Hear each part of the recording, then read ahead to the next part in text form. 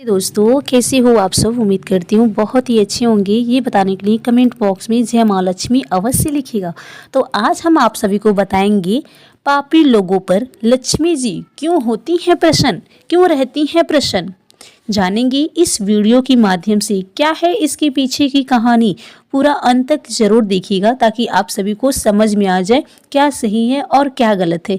इसी के माध्यम से आज हम बात करेंगे इस वीडियो में। उससे पहले दोस्तों, यदि आप सब हमारे चैनल पे पहली बार आए हो तो प्लीज़ हमारे चैनल को सब्सक्राइब कर लीजिएगा। नीचे बेल आइकन बटन है, उसको प्रेस कर दीजिएगा ताकि आने वाले हर एक नोटिफिकेशन वीडियो आप तक सबसे पहले पहुँच सके। दोस्तों, अक्सर आपने देखा होगा कि जो लोग पाप का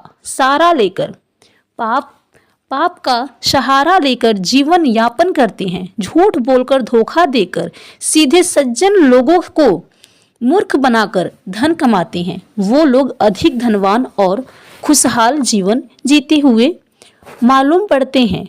जो लोग लूट घसोट करके, बेईमानी करके और असली चीज की जगह नकली माल बेचकर धन कमाते हैं, वो ईमानदार लोगों की अपेक्षा अधिक सुखी मालूम पड़ते हैं। ऐसा क्यों? जो लोग धन कमाने के लिए छल और हिंसा का सहारा लेते हैं, वो क्यों अधिक फलित फूलते हैं, क्यों फलते फूलते रहते हैं। मित्रों, यही प्रश्न एक बार माता पार्वती ने भगवान शिव से किया था। इसे हम एक कहानी के माध्यम से समझाते हैं। एक समय की बात है, भगवान शंकर और माता पार्वती कैलाश पर्वत पर विराजमान थे और दोनों में विचार विमर्श और वाद विवाद चल रहा था। माता पार्वती प्रश्न करती हैं और भगवान शिव उनके प्रश्न का जवाब दिया करते थे। दोनों अपने अपने प्रश्नों में और उनके उत्तरों में उलझे हुए थे। तो अचानक माता पार्वती भगवान शिव से कहने लगी कि हे भगवान, आप तो स्वयं तीनों लोगों के स्वामी हैं, तीनों लोगों के रचयिता हैं, तीनों लोगों के संहार करता और पालन करता है, क्योंकि ब्रह्मा विष्णु महेश तीनों एक ही शक्ति हैं, तीनों एक ही शक्ति के अलग अलग रूप हैं। माता पार्वती बोली, हे देवाधिदेव, मैं आपसे यह जानना चाहती हूँ कि संसार में जो पापी लोग होते हैं, अत्याचारी लोग होते हैं, अहंकारी लोग होते हैं, हमेशा सीधे सज्जन भले भोले लोगों को कष्ट पहुँचाते रहते हैं, कभी धार्मिक अनुष्ठान नहीं करते, वे लोग सुखी क्यों रहते हैं, क्यों धनवान होते हैं। अक्सर ऐसे लोग बहुत बड़े वैभवशाली होते हैं। क्या देवी लक्ष्मी ऐसे ही लोगों से अधिक प्रसन्न रहती हैं? मैं इस बारे में आपसे जानना चाहती हूँ। जब भगवान शंकर ने माता पार्वती की बात सुनी तो भगवान शंकर कहने लगे कि देवी पार्वती, यह संसार सागर है, इसमें क्या क्या होता है इसकी कल्पना भी नहीं की जा सकती। इसलिए तुम्हारे प्रश्न का जवाब मैं उदाहरण देकर समझाऊंगा। मित्रों, इस प्रकार भगवान शिव और माता पार्वती को साथ लेकर जगत का भ्रमण करने के लिए चल पड़े। भगवान शंकर कहते हैं, देवी पार्वती, तुम्हारे प्रश्नों का समाधान भी हमारी इस यात्रा में छुपा हुआ है। अब तो माता पार्वती और भगवान शिव ने अपने भेष बदला और एक गरीब ब्राह्मण और ब्राह्मणी बनकर दोनों जंगल के मार्ग से पैदल पैदल चल दिए। मृत्यु लोक में भ्रमण करते हुए चलते चलते उन्हें रास्ते में एक कटे हुए वृक्ष की जड़ मिली, जिसकी पृथ्वी से थोड़े ऊपर ढूंढ निकली हुई थी। और आप तो जानते हैं कि जब कोई वृक्ष जड़ के पास से टूट जाता है तो उसकी थोड़ी सी ढूंढ बाहर रह जाती है। मित्रों, थोड़ा अंधेरा हो गया था, उससे आप भगवान शिव की माया भी कह सकते हैं। मित्रों, भगवान शिव माता पार्वती के साथ चलते चले जा रहे थे और अंधेरा होने के कारण भगवान शंकर को वह ढूंढ दिखाई नहीं दी और भगवान शंकर का पैर उस ढूंढ से टकरा गया। और जैसे ही उनका पैर उसे ढूंढ से टकराया तो भगवान भोलेनाथ आगे की तरफ गिर गए। भगवान भोलेनाथ जब जमीन पर गिरे और उनके पैर से रक्त की धारा बहने लगी, तब तो माता पार्वती यह देखकर घबरा गई। माता पार्वती ने जल्दी से अपनी साड़ी से पल्लू फाड़कर और उनमें से एक टुकड़ा भगवान शंकर के पैरों में बांधकर आरंभ कर दिया। बांधकर आरंभ कर दिया। जब कपड़े की पट्टी माता पार्वती ने बांधी दी और भगवान महादेव खड़े हुए तो उस ढूंढ को देखकर कहने लगे, हे टूटे हुए वृक्ष के ढूंढ, तुम बहुत विलास हो जाओ। तुम्हारी ऊंचाई इस जंगल के सभी वृक्षों से ऊंची हो जाए। तुम्हारी शोभा सभी वृक्षों से अद्भुत हो जाए। वृक्षों में तुम सबसे बड़े वृक्ष कहलाओ। मित्रों, भगवान शिव ने उस टूटे हुए ढूंढ को कोसने की जगह उल्टा उसे आशीर्वाद दिया। भगवान शिव के इस व्यवहार से माता पार्वती बड़ी नाखुश हुई। माता पार्वती से जब रोका नहीं गया तो माता पार्वती भगवान महादेव से कहने लगी, हे भगवान, आपकी लीला भी बड़ी विचित्र है। जिस ढूंढ से आपको कष्ट पहुंचा उसने आपको चोट पहुंचाई। आपके पैर से देखो कितना रक्त बहा। उस वृक्ष की जड़ से आप ठोकर खाकर गिर पड़े। आपने इस वृक्ष को इतना विशाल होने का वरदान दे दिया। भगवान, आपकी माया मुझे समझ में नहीं आई। इसका क्या कारण है? देवी पार्वती को अनंत व्यथित देखकर भगवान शिव कहने लगे कि पार्वती, समय आने पर आपको इसका भी जवाब स्वतः ही मिल जाएगा। अब आप कैलाश पर्वत पर चलिए। मित्रों, इस प्रकार माता पार्वती और भगवान शिव जगत का भ्रमण करने के बाद कैलाश पर्वत पर लौट जाते हैं और फिर से अपनी धर्म रचना और चर्चाओं में व्यतीत हो जाते हैं। परंतु माता पार्वती के मन में बार बार उस प्रश्न का जवाब न मिलने के कारण व्याकुलता बनी हुई थी कि भगवान ने ऐसा क्यों किया। उनके दिमाग में बार बार वही बात चक्कर काट रही थी। माता कहने लगी, हे भगवान, मुझे ये बताएं कि संसार के पापी मनुष्य जो अहंकारी हैं, जो दुष्ट प्रवृत्ति के होते हैं, वे लोग क्यों सुखी जीवन व्यतीत करते हैं? दुष्ट लोग क्यों ज्यादा पसंदीदा माने जाते हैं? तो भगवान शंकर ने फिर से कहते हैं कि पार्वती जी, इस प्रश्न का जवाब आपको समय के अनुसार मिल जाएगा। आपको कुछ समय तक इंतजार कीजिए। दोस्तों, इस साल में क्या होता है कि जो ढूंढ था, भगवान शंकर ने उसे विशाल होने का वरदान दे दिया था। अब तो वो ढूंढ बहुत विशाल वृक्ष के रूप में परिवर्तित हो गया। वो ढूंढ से एक अंकुर फूटा और धीरे धीरे एक विशाल वृक्ष का रूप लेता चला गया। वह वृक्ष अब बहुत बड़ा हो गया था और जितने भी उस जंगल में वृक्ष थे, उन सभी वृक्षों से उसकी ऊंचाई बहुत अधिक हो गई। धीरे धीरे वो वृक्ष लंबी लंबी शाखाओं वाला और घनी छाया वाला बनता चला गया। दूर दूर तक उसकी छाया फैल जा रहती थी। इसी बात का उस वृक्ष को मंद होने लगा। वह अपने से छोटे सभी वृक्षों को देखकर हंसता था और उनका मजाक उड़ाता था। घमंड से हर समय सर उठाए रहता था। वो ना तो किसी वृक्ष से मिलता रहता था और ना ही किसी को अपने आगे कुछ समझता था। परंतु मैं आपको एक बात बताना चाहूँगा कि जो व्यक्ति जैसा होता है वो अपने स्वभाव को कभी नहीं छोड़ता। दुष्ट व्यक्ति कभी भी अपना दुष्टता को नहीं छोड़ता। कई बार कुछ लोग धन प्रतिष्ठा पाकर गर्व से भर जाते हैं और यही भी सच है कि फिर वे उतने ही जल्दी नष्ट भी हो जाते हैं। अचानक से अगर किसी को शक्ति मिल जाए, धन मिल जाए तो स्वाभाविक है कि वो आपसे बाहर जरूर जाएगा। कुछ लोग ही होते हैं जिन्हें धन मिलने से अभिमान नहीं होता।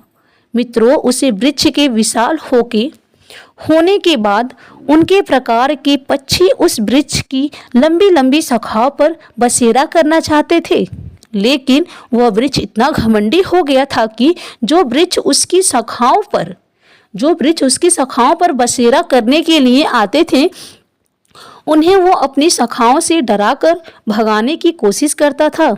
कहता था कि यह पक्षी तो उसकी सारी सुंदरता नष्ट कर देंगे, मेरे ऊपर घोंसला बनाएंगे, दिन रात मेरे ऊपर बिट करेंगे, इनके रहने से मैं दूषित हो जाऊंगा। मित्रों, उसके मना करने के बाद भी पक्षी उसके ऊपर अपना घोंसला बनाकर रहने लगते हैं, तो वो अपनी इस शाखा को नीचे गिरा देता था, अपने पत्तों को पतझड़ कर देता था।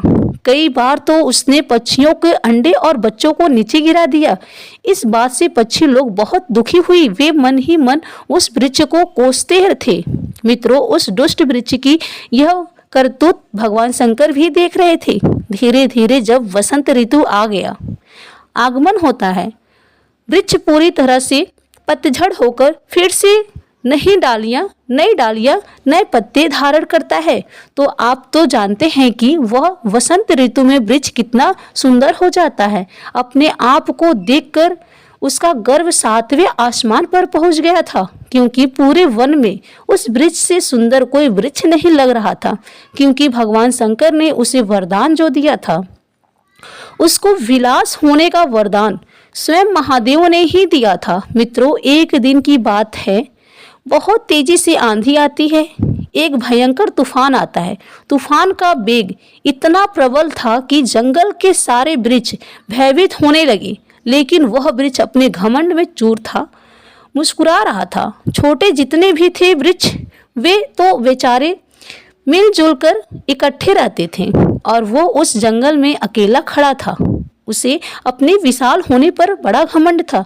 उसका बड़ा आकार होना ही उसके लिए मुसीबत बन गया था। उस तेज तूफान से वो स्वयं को बचाने में असमर्थ था। मित्रों, वही हुआ। उस तेज आंधी ने उस वृक्ष को जड़ सहित पृथ्वी से उखाड़ कर फेंक दिया, और कम से कम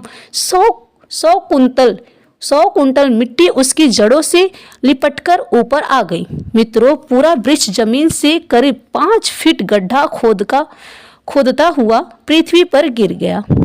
उसका बड़ा होना ही उसके विशाल का कारण बन गया। वृक्ष जमीन से उखड़कर जमीन पर ही औंधे मुख गिर पड़ा।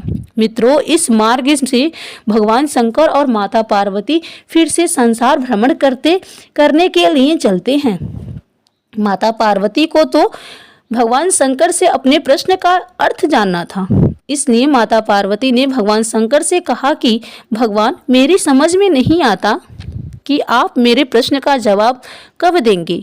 तो भगवान शंकर कहते हैं कि माता पार्वती जी, चलो आज हम मृत्यु लोक का भ्रमण करते हैं के लिए चलते हैं। मित्रों, इतना कहकर बातचीत करते हुए शिव और पार्वती जी साथ साथ भगवान शिव जंगल के रास्ते से चल पड़ते हैं। जिस रास्ते में वो विशाल वृक्ष जड़ सहित उखड़ कर नीचे पड़ा था, भगवान शंकर और माता पार्वती उसी स्थान पर आ जाते हैं। जब उस वृक्ष को गिरा हुआ माता पार्वती ने देखा तो भगवान शंकर से कहने लगी कि हे देवाधिदेव, आपकी लीला भी कितनी विचित्र है। देखो ये कितना सुंदर वृक्ष है, कितना विशाल वृक्ष है। इस वन में इसके मुकाबले कोई वृक्ष नहीं था। यह वृक्ष सबसे बड़ा है, सबसे सुंदर है। इसकी छाया कितनी सुंदर होगी, क्योंकि यह सबसे सघन भी है। तूफानी ने कितना बुरा किया जो इस वृक्ष को जड़ सहित उखाड़कर पटक दिया है। भगवान यह देखा, बेचारा जड़ से नहीं नष्ट हो गया, जड़ से ही नष्ट हो गया। इसका क्या कारण है? हे प्रभु, इस सुंदर वृक्ष को आपने कितनी अल्पायु क्यों दी? इसका क्यों समूह नाश कर दिया? तो भगवान शंकर माता पार्वती से कहने लगे कि हे पार्वती, तुम भी बड़ी भोली है। जरा गौर से देखो, यह वही ढूंढ है जो आज से कुछ साल पहले हम भ्रमण करने के लिए आए थे, और आपको ज्ञात होगा कि इस ढूंढ से मेरे पैर में ठोकर लगी थी और मेरे पैर से बहुत रक्त बह गया था। मैं पृथ्वी पर गिर पड़ा था। यह वही वृक्ष है, यह वही ढूंढ है। परंतु हे पार्वती जी, मैंने उस समय इसे क्या वरदान दिया था, क्या आपको यह ज्ञात है? माता पार्वती बोली, हाँ प्रभु, मुझे अच्छी तरह याद है। आपने इस वृक्ष को विशाल होने का वरदान दिया था। महादेव कहते हैं पार्वती जी, यदि उस समय मैं उस ढूंढ को उखाड़ देता तो मुझे ना जाने कितनी मेहनत करनी पड़ती, और ना मैं उसको जड़ से उखाड़ सकता था। उसे जड़ से उखाड़ने के लिए मुझे अथक परिश्रम करना पड़ता, तब कहीं उस ढूंढ को उखाड़ना पाता। वो ढूंढ अत्याचारी और अहंकारी था, इसलिए उसका नाश करना मेरे लिए आवश्यक हो गया था। हे पार्वती जी, मैंने इसलिए उस ढूंढ को विशाल होने का वरदान दिया था, इसलिए मैंने उससे कहा था कि तुम इस जंगल में सबसे बड़े बन जाओ। हे देवी, देखो यह वृक्ष विशाल हो गया, ये वही ढूंढ है और इन सभी वृक्षों से बड़ा भी हो गया। और जब यह बड़ा हो जाता है तो इसने फिर से अपना अहंकार नहीं छोड़ा, इसकी अकड़ से ही इसे इस स्थिति में पहुंचा दिया। यह जंगल से सभी वृक्षों से अपने आप को बड़ा समझने लगा था, पक्षियों को अपने ऊपर बसेरा नहीं करने देता था। यह यात्रियों के लिए भी छाया करने से पहले पत्तों को झाड़ देता था। इसलिए यह वृक्ष बड़ा अहंकारी था और बड़ा पापी था, इसलिए अपने जीवन में कोई भलाई का काम नहीं किया। और याद रखना, जो लोग सिर्फ नाम के बड़े हो जाते हैं उनमें किसी को कोई दुख नहीं मिलता। उनका जीवन लोहार की उस ढोंग की तरह हो जाता है जो सांस तो लेती है पर उसमें जीवन का कोई अंश नहीं होता। जो लोग उस वृक्ष के स्वभाव के होते हैं, जो सिर्फ अपना पेट बड़ा करने में लगे रहते हैं और जो लोग और को नीचा दिखाने का काम करते हैं, घमंड के कारण किसी को कुछ नहीं समझते हैं, वो अपने आप को ही देखते हैं, अपने ही शरीर में प्रेम करते हैं, जिनके अंदर अकड़ होती है, ऐसे लोगों को उनका ही अहंकार मार देता है। ऐसे लोग अपनी इस विशेषता के कारण मारे जाते हैं। यदि कोई इस तरह के स्वभाव वाला व्यक्ति बहुत बड़ा धनवान है तो अधिक धन ही उसे मृत्यु के मुख में पहुंचा देता है। लक्ष्मी जी भी ऐसे लोगों के पास अधिकतर इसलिए रहती हैं ताकि उनका सर्वनाश कर सके। आपने देखा होगा कि अधिक धन होने से मनुष्य में कई दोष आ जाते हैं। चींटा जब मरने वाला होता है तो उसके शरीर में पंख उगने लगते हैं। जमीन पर रेंगने वाला चींटा भी आकाश में उड़ने लगता है। वो उड़ना उसको विनाश की ओर ले जाता है। कहते हैं कि बड़ा होना तो सरल है पर बड़ा बनकर जीना बहुत कठिन है। भगवान शिव बोले, हे देवी, बहुत कठिन है यह वृक्ष जब ढूंढ के रूप में था तब भी इसकी अकड़ थी।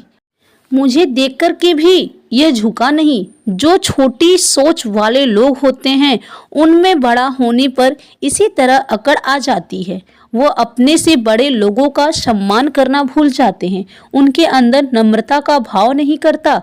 और याद रखना, जो झुकता नहीं वो किसी को झुका नहीं सकता। अकड़ के साथ जो जीता है वो छोटे समय तक ही जी पाता है, जिसे मैं एक और उदाहरण से समझाता हूँ। देवी, उससे पहले दोस्तों, यदि अभी तक किसी ने हमारे चैनल को सब्सक्राइब नहीं किया वो प्लीज़ जल्दी से सब्सक्राइब कर ले। मैं आप लोग के लिए ऐसी एक सच्ची घटना लेकर के आया करूँगी जिसे आप लोग सुनकर के अत्यधिक प्रसन्न होंगे और आप लोग को एक सीख मिलेगी। तो प्लीज़ एक लाइक कीजिएगा, ताकि आप सभी का एक लाइक मुझे बहुत ही हिम्मत और प्रेरणा दिलाती है आगे बढ़ने के लिए। तो आइए जानते हैं क्या कहते हैं शिव जी देवी जी से।